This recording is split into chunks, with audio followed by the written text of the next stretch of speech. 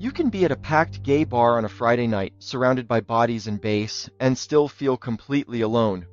This is the Gay Loneliness Epidemic. I'm Scott Layton, and this is the Renaissance Spirit. Today's topic is tender, quiet, and often unspoken, even in a community built on pride. We're talking about loneliness, the kind that seeps in after the parties, beneath the confidence, beyond the swipe. This isn't just anecdotal, it's measurable, it's global, and it's hurting people. So why aren't we talking about it? Later in this episode, the forgotten trauma behind the silence.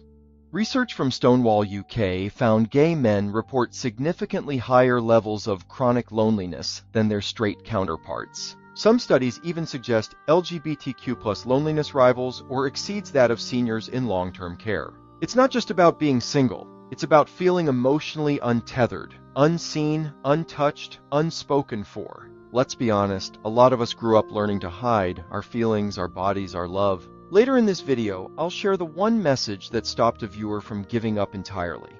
That kind of training doesn't go away just because we came out. It morphs into perfectionism, people-pleasing, fear of rejection. And so many of us never learned how to connect without performing. Add to that, a hookup culture that mistakes touch for connection.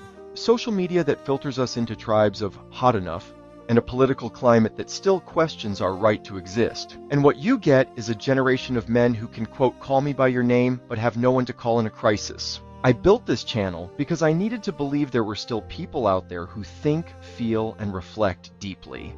What I didn't expect? So many of you would message me just to say, thank you for saying something real. That shouldn't feel radical, but it does, because we've all been starved for it. Here's the cycle. You feel lonely. You scroll, swipe, maybe go out. You come home lonelier. Why? Because what you really wanted was connection, not validation, not a body, not a photo reaction. We've been given tools for convenience, not for intimacy, and it's leaving us bankrupt in the heart. But here's the truth, we can change this. Loneliness isn't a moral failure, it's a human signal, telling us to reach, to soften, to gather. So let's gather. Start small. Ask a friend how they really are. Say yes to a dinner, not just a drink. Peek a truth, even if it trembles. Because when we risk vulnerability, we don't just survive. We resurrect. If you've ever felt this ache, the one you couldn't quite name, know this. You are not broken. You are not alone in your loneliness. And you are not too late to find love, or friendship, or belonging. It's still possible. And if no one's told you today, I'm glad you're here. At the Renaissance Spirit, we don't just talk about history, politics, or art. We talk about the human experience, in all its tenderness and truth.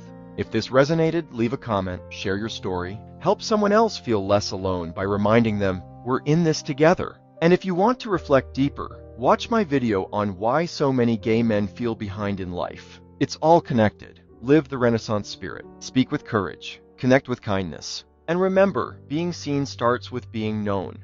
What's one thing that helped you feel less alone lately? Let's build something real together.